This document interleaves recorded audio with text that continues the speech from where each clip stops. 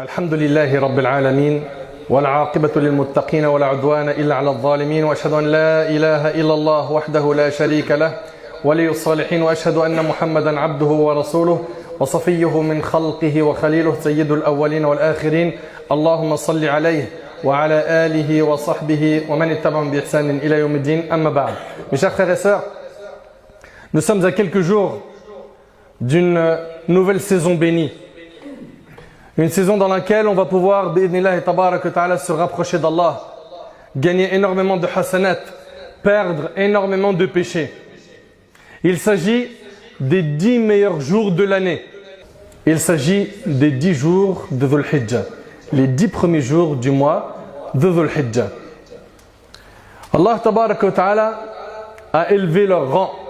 Allah subhanahu wa ta'ala a valorisé ces jours. Allah tabaraka wa ta'ala a même juré par ces jours. Et Allah tabaraka wa ta'ala, lorsqu'il jure par une chose, c'est pour montrer son importance. C'est pour montrer son importance. Allah tabaraka wa ta'ala, il dit wal fajr wa layalin ashr, par l'aube et par les 10 nuits. Et les 10 nuits ici, il s'agit ici, comme l'ont dit les savants, des 10 jours de Dhul Hijjah. Et Allah tabaraka wa ta'ala, il dit également wa yadhkuru ismallahi fi ayyamin ma'lumat, et pour invoquer le nom d'Allah aux jours fixés. Les jours fixés, Ibn Abbas, ce grand savant parmi les compagnons, il dit ici que c'est les 10 jours de Dhul Hijjah. C'est aussi ce qu'on retrouve dans Tafsir Ibn Kathir. Et le prophète a élevé le rang de ces 10 jours. Selon Ibn Abbas, le prophète a dit il n'y a pas de jour où les bonnes actions de manière générale, c'est-à-dire la prière, l'aumône, le jeûne, il n'y a pas de jour où les bonnes actions sont plus aimées d'Allah que ces jours. Il voulait dire les 10 premiers jours de Dhul Hijjah. Il dit au messager d'Allah, pas même le combat au service d'Allah. Il dit pas même le combat au service d'Allah, sauf s'il s'agit d'un homme qui est sorti offrant sa vie et son argent et ne revint avec aucun des deux. Et c'est rapporté par l'imam al-Bukhari. Et Saïd ibn Jubayr, rahimahullah, un parmi nos ancêtres, lorsque les 10 jours de Dhul Hijjah entraient, il faisait énormément d'efforts dans l'adoration jusqu'à ce qu'il en ressentait quoi? La fatigue. Et certains savants, comme c'est le cas de Cheikh al-Islam, Ibn Taymiyyah, il dit que les 10 meilleurs jours de l'année sont les 10 jours de Dhul Hijjah. Pourquoi? Car dans ces 10 jours-là, il y a le jour de Arafah. Le jour de Arafah. En le jeûnant, pour celui qui n'est pas au Hajj, Allah il te pardonne 1 an de péché passé et futur. Subhanallah. Mais en ce qui concerne les meilleures nuits de l'année, elles se trouvent dans les 10 dernières nuits de Ramadan. Pourquoi? Car il y a dans ces 10 dernières nuits quoi? La nuit du destin. Mes chers frères, mes chères sœurs, Ibn Hajar rahimallah, il a dit que ces 10 jours regroupent toutes les adorations, à savoir les 5 piliers de l'islam. Dans ces 10 jours-là, tu peux faire quoi? Tu peux jeûner, tu peux prier, tu peux faire des aumônes et aussi tu peux faire le hajj. Car c'est dans les 10 jours de Dhul Hijjah que les gens font le hajj. Yawm al-Tarwiyah, c'est le 8 de Dhul Hijjah. C'est là où tu pars pour Mina. Le 9, tu es à Arafah, puis le soir, tu es à Muzdalifa. Le 10, tu quittes Muzdalifa le matin, si tu as dormi là-bas, et après tu pars pour Rami al-Jamarat, al-Jamra al-Kubra, et ainsi de suite. Donc pendant ces 10 jours-là, toutes les adorations ont été réunies. Vous suivez? Mes chers frères, mes chères sœurs, tous les textes qu'on vient de voir doivent nous motiver à faire énormément d'efforts pendant les 10 jours qui arrivent. C'est donc une occasion pour se racheter. Si je te dis que dans quelques jours, tu vas pouvoir gagner des centaines de milliers d'euros. Si je te dis que la semaine prochaine, tu vas pouvoir gagner des centaines de milliers d'euros. Comment sera ta motivation? Si tu entends que dans quelques jours, tu peux gagner des centaines de milliers d'euros, tu vas retrousser tes manches. Tu vas essayer de faire tes calculs pour ne pas perdre 1 euro et de gagner un maximum. Là, il ne s'agit pas de centaines de milliers d'euros, il s'agit du paradis d'Allah tabarak wa ta'ala. Avant de rentrer dans ces 10 jours, il faut un repentir sincère. Repens-toi de tes péchés. Regarde-toi dans la glace. Regarde tous les péchés que tu fais en secret, en public. Regarde qui tu fréquentes. Regarde à quoi tu penses. Regarde qu'est-ce qui occupe ton esprit. Regarde un petit peu ton mode de vie. Regarde dans quelle direction tu vas. Est-ce que là, pour l'instant, tu as pris le chemin du paradis ou le chemin de l'égarement qui mène à l'enfer? Pose-toi des bonnes questions. Et sache que si tu veux profiter des 10 jours qui vont arriver, il faut impérativement un repentir sincère. Que tu regrettes tes péchés, que tu t'en détaches, que tu sois déterminé à ne plus les refaire, que tu multiplies les demandes de pardon à l'istighfar. Et parmi les meilleures actions à faire après avoir parlé du repentir, il y a la prière. Où en sommes-nous avec la prière faite en son temps? Quand je dis en son temps, bien évidemment, le top, c'est que tu fasses ça au début du temps de la prière. Mais tu as, comme tu sais, un créneau horaire qui est assez large. C'est-à-dire de Dhuhr à Asr, tout ça c'est le temps pour faire Dhuhr. Ok? Donc il faut impérativement que les prières ne sortent pas de leur temps.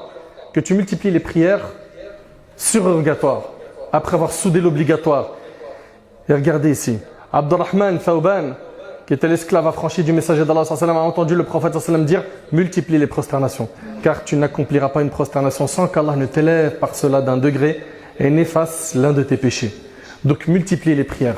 Et dans la prière, quand tu as posé ton front au sol, demande à Allah qu'il te guide. C'est la meilleure chose que tu peux demander à Allah. « Ya Rab, guide-moi. » C'est difficile. Et plains-toi à ton Seigneur. Parle-lui de ta situation. Parle-lui de tes manquements, de tes difficultés. Parle-lui de ta faiblesse de foi. Plains-toi à Allah, prosterne-toi et demande à Allah de te guider, de te rendre fort. Il n'y a qu'Allah subhanahu wa ta'ala qui peut changer l'état de ton cœur. Il n'y a qu'Allah, demande-lui. Allah tabarak wa ta'ala dit Ya ibadi kullukum dal illa man hadaytuh fastahduni ahdikum. Oh mes serviteurs, vous êtes tous dans l'égarement, excepté ceux que j'ai guidés. Demandez-moi la guider, je vous l'accorderai. Demandez-moi la guider, je vous l'accorderai. La guider, ça se demande, elle tombe pas du ciel. Elle tombe pas du ciel. Non, mais parce qu'un jour, Inch'Allah, et tu fais aucun effort, ça ne marchera pas. Il faut que tu fasses des efforts. Après avoir parlé du repentir et de la prière, également le jeûne. Multiplie le jeûne pendant les jours de Dhul Hijjah, sans prendre en compte le 10. Multiplie le jeûne pendant les 10 jours de Dhul Hijjah, donc les 9 premiers jours et pas le 10e. Pourquoi le 10e c'est l'Eid et c'est haram de jeûner l'Eid?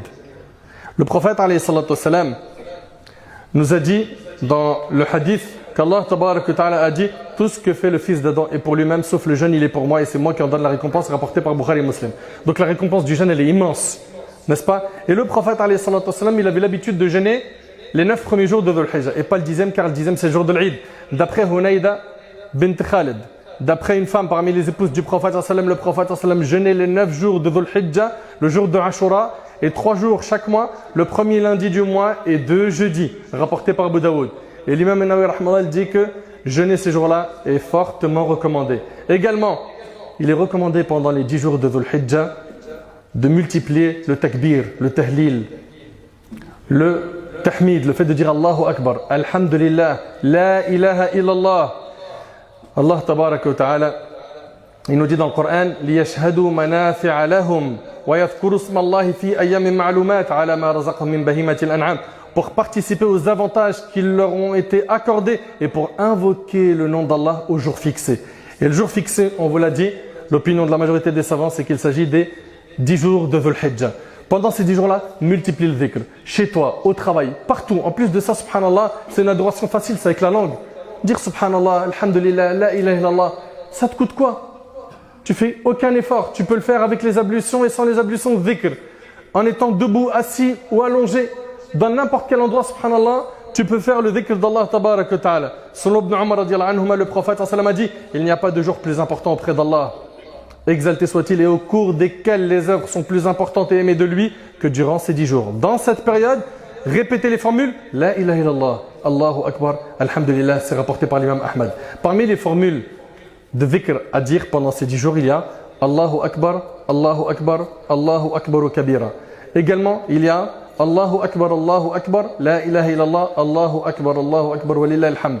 Ou bien Allahu Akbar, Allahu Akbar, Allahu Akbar, La ilaha illallah, Allahu Akbar, walillahi alhamd. Voilà, c'est assez souple. Multipliez le dhikr. Multipliez le dhikr. Et faites revivre, subhanallah, cette sunnah, qui aujourd'hui, elle n'est plus visible dans les 10 jours de Dhul Hijjah. Faites revivre cette sunnah qui n'est plus visible dans les 10 jours de Dhul Hijjah. Quand rentrent les 10 jours de Dhul Hijjah, on ne voit plus personne faire du dhikr. Et le prophète alayhi salatu wassalam, a dit, celui qui instaure une bonne tradition aura sa récompense, la récompense de ceux qui auront œuvré avec durant sa vie et après sa mort jusqu'à ce qu'elle soit délaissée. Le hadith il est rapporté par Tabarani. Donc multiplie le dhikr. L'imam al-Bukhari rahimallah, il rapporte Ibn Umar et Abu Huraira radiallahu anhuma allaient au marché pendant les 10 jours et ils répétaient Allahu Akbar et les gens répétaient derrière eux. On voit ici que les compagnons ils motivaient les autres à faire du dhikr. Multiplie, subhanallah, tu gagnes énormément de bonnes actions en multipliant le dhikr. Également, le fait de jeûner le jour de Arafat. Le jour de Arafat, c'est le 9e jour du mois de Dhul Hijjah.